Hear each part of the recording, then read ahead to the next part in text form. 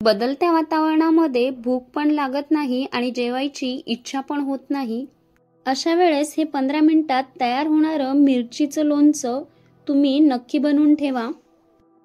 हे वर्षभर खराब होत नाही आणि यासाठी लागणारं साहित्य आपल्या घरामध्ये जे आहे तेच आपण वापरणार आहोत। नमस्कार, मी अनुराधा, अनुराधा's किचन मराठीमध्ये तुम्हा सर्वांचं मनापासून खूप खूप स्वागत। तर सर्वात पहिले मी या ठिकाणी हे तिखटवाली मिरची घेतली आहे। तुम्हाला हवा असेल तर तुम्ही या ठिकाणी फिक्की मिरची सुद्धा घेऊ शकता। तर सर्वात पहिले मी या ठिकाणी हे मिरची घेताना मिरचीचं जे नाक असते ते हिरवं असायला हवं, ते हिरवं असेल म्हणजेच मिरची ही फ्रेश आहे। अशीच मिरची आपल्याला लोणच्यासाठी घ्यायची आहे। या लोणच्यासाठी आपल्याला ताजी मिरची घ्यायची आहे, शिडी घ्यायची नाही। तात्या मिरची पासून तुम्ही लोणचं बनवलं तर त्याचा फ्लेवर खूप छान येतो। मिरची मी 2 ते 3 पाण्याने छान स्वच्छ धुवून घेतली आहे, वाळून घेतली आहे। मिरचीला जर पाणी असेल तर ते लोणचं लगेच खराब होते आणि मिरची धुण्याआधी त्याचे नाक काढायचे नाहीत। जर असं केलं तर तिथून मिरचीमध्ये आतमध्ये पाणी जाऊ शकतं आणि पर्यायाने आपलं लोणचं खराब होईल। आता इथे मी एक बाउल घेतला आहे आणि या बाउल मध्ये आपण ह्या मिरच्या कट करून घेणार आहोत।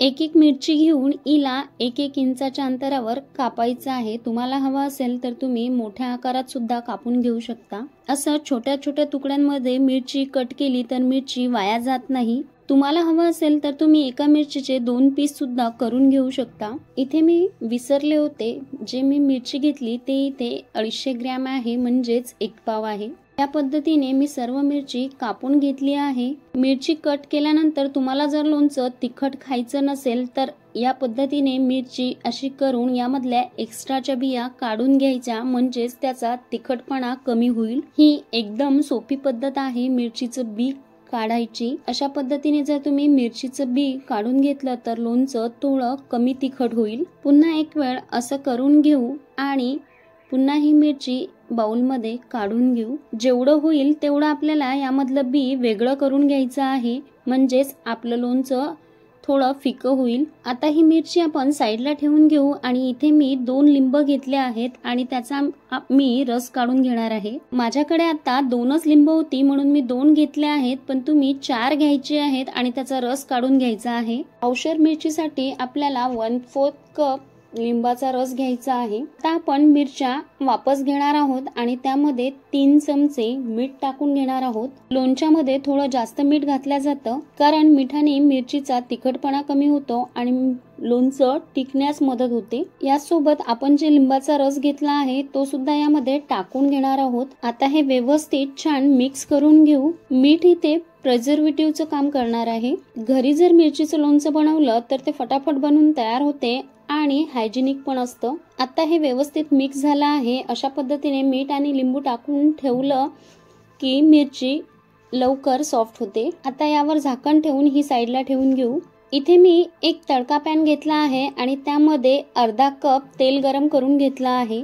इथे तुम्ही तेलाचं प्रमाण कमी जास्त करून घेऊ शकता। तुम्हाला हवं असेल तर तुम्ही इथे सरसोचं तेल घेऊ शकता, पण इथे मी रिफाईन ऑइलच घेतला आहे। आता हे तेल छान कडकडीत गरम करून घ्यायचं आहे, जेणेकरून तेलामध्ये जर काही मॉइश्चर असेल तर ते पण संपून जाईल। लोणचं बनवताना सर्वात महत्त्वाची गोष्ट की जे काही आपण साहित्य घेतोय त्यामध्ये मॉइश्चर राहायला नको। आता आपलं तेल छान गरम झालं आहे, आपण गॅस बंद करू आणि हे छान गार करून घेऊ। त्यानंतर यामध्ये आपल्याला एक साहित्य टाकायचं आहे। यानंतर इथे मी एक पॅन घेतला आहे आणि त्यामध्ये 1 चमचा मेथी दाणे घेतले आहेत। त्यानंतर 1 चमचा जिरं घेतला आहे। त्याचबरोबर 4 चमचे मोहरी घेतली आहे। इथे मी काळी मोहरी घेतली आहे, जे की सर्वांच्या घरामध्ये सहज असते। त्याचबरोबर 4 चमचे धणे घेतले आहेत। त्याचबरोबर 4 चमचे बडीशोप घेतली आहे। मेथी आपल्याला जास्त घ्यायची नाही कारण मेथी जास्त घेतली तर लोणच्यामध्ये कळवटपणा येईल। गॅसला चालू करून एकदम लो फ्लेमवर आपल्याला हे छान भाजून घ्यायचं आहे। आपल्याला खूप असं हे भाजायचं नाही, फक्त यातलं मॉइश्चर कमी होईल एवढंच आपल्याला हे गरम करून घ्यायचं आहे। जर तुमच्याकडे ऊन छान येत असेल तर 1 घंट्यासाठी हे साहित्य उन्हामध्ये ठेवून घ्या। असं केल्याने यातलं मॉइश्चर कमी होईल आणि आपलं लोणचं बरेच दिवस टिकेल। आता या पद्धतीने असा याला हात लावून बघायचं, हलकंसं आपल्या हाताला हे गरम लागतं आहे, तर एवढंच आपल्याला हे इथे गरम करून घ्यायचं आहे। इथे मी हे 1 ते 1.5 मिनिटं छान परतून घेतलं आहे। आता गॅस बंद करून हे एका प्लेटमध्ये थंड होण्यासाठी काढून घेऊ। इथे आपलं तेल साईडला ठेवून 5 मिनिटं झाले आहेत। तेल छान थंड झालं आहे। आता यामध्ये अर्धा चमचा हिंग टाकून घेऊ। जर तुमची हिंग जास्त स्ट्रॉंग असेल तर थोडं कमी टाका। तेल इथे हलकंसं गरम आहे, त्यामुळे हिंग सुद्धा यामध्ये छान फ्राय होईल, शिजल्या जाईल। गरम गरम तेलामध्ये आपल्याला हिंग टाकायचा नाही, नाहीतर हिंग जळून जाईल। हिंग टाकल्यामुळे आपल्या लोणच्याला छान फ्लेवर येतो। आता हे साईडला ठेवून घेऊ आणि जे मसाले आपण भाजून घेतले होते ते पूर्णपणे थंड झाले आहेत। आता एका मिक्सरच्या भांड्यामध्ये हे मसाले काढून घेऊ। इथे आपल्याला एक काळजी घ्यायची आहे, मसाले पूर्ण थंड झाल्यावरच आपल्याला हे बारीक करायचे आहेत। गरम गरम आपल्याला हे बारीक करायचे नाहीत।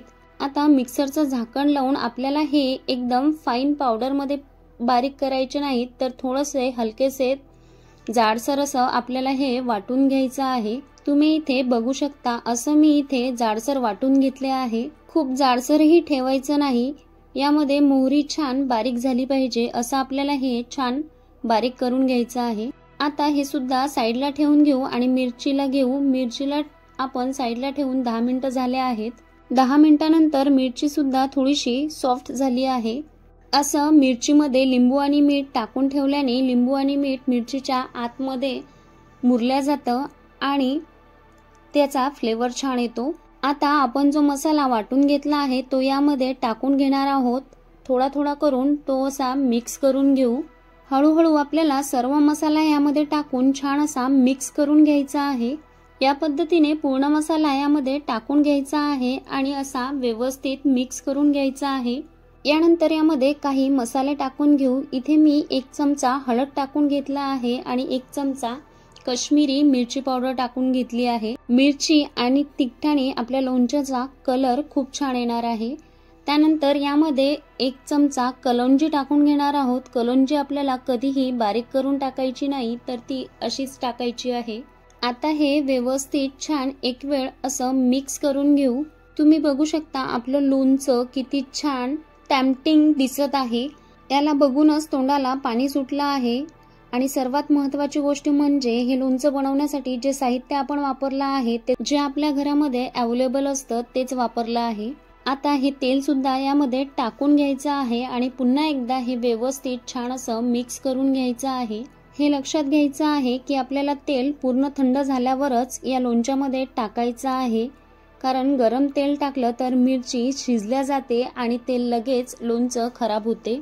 यानंतर हे छान व्यवस्थित मिक्स झाल्यानंतर तुम्हाला जर हवा असेल तर तुम्ही इथे अर्धी वाटी किंवा 1/4 कप यामध्ये विनेगर घालू शकता। विनेगर घातल्यामुळे लोणचं 2 वर्ष आरामशीर टिकतं, ते अजिबात खराब होत नाही। पण इथे मी विनेगर घातलेलं नाही आहे। तुम्हाला हवे असेल तर तुम्ही इथे व्हाईटवालं विनेगर घालू शकता। ते टाकल्यामुळे लोणचं वर्षभर अजिबात खराब होत नाही। लिंबू नसेल तर तुम्ही पूर्ण विनेगर वापरलं तरी चालेल। या पद्धतीने आपलं 15 मिनिटात मिरचीचं लोणचं बनून तयार होते। 2-3 दिवस तुम्ही हे लोणचं असंच ठेवून खाल्लं तर हे खूप छान लागते, नाही तर तुम्ही लगेच खाल्लं तरी चालेल। आणि लोणचं जेवढं जास्त जुनं होत जाईल तेवढं त्याचा स्वाद अजून जास्त वाढला जातो। या पद्धतीने बनवून एका बॉटलमध्ये भरून ठेवलं तर तुम्ही केव्हाही हे नाश्त्यासोबत किंवा जेवणासोबत खाऊ शकता। तुम्ही हे लोणचं ज्या भरणीमध्ये काढणार आहात ती भरणी छान कोरडी घ्यायची आहे। आता हे एका भरणीमध्ये काढून घेणार आहे। याला आपल्याला ऊन दाखवायची गरज नाही, असंच आपण 2-3 दिवस घरात ठेवलं तरी ते छान मुरल्या जातं। तुम्ही एक वेळ या पद्धतीचं लोणचं तुमच्याकडे नक्की बनवून बघा, तुम्हाला खूप आवडेल।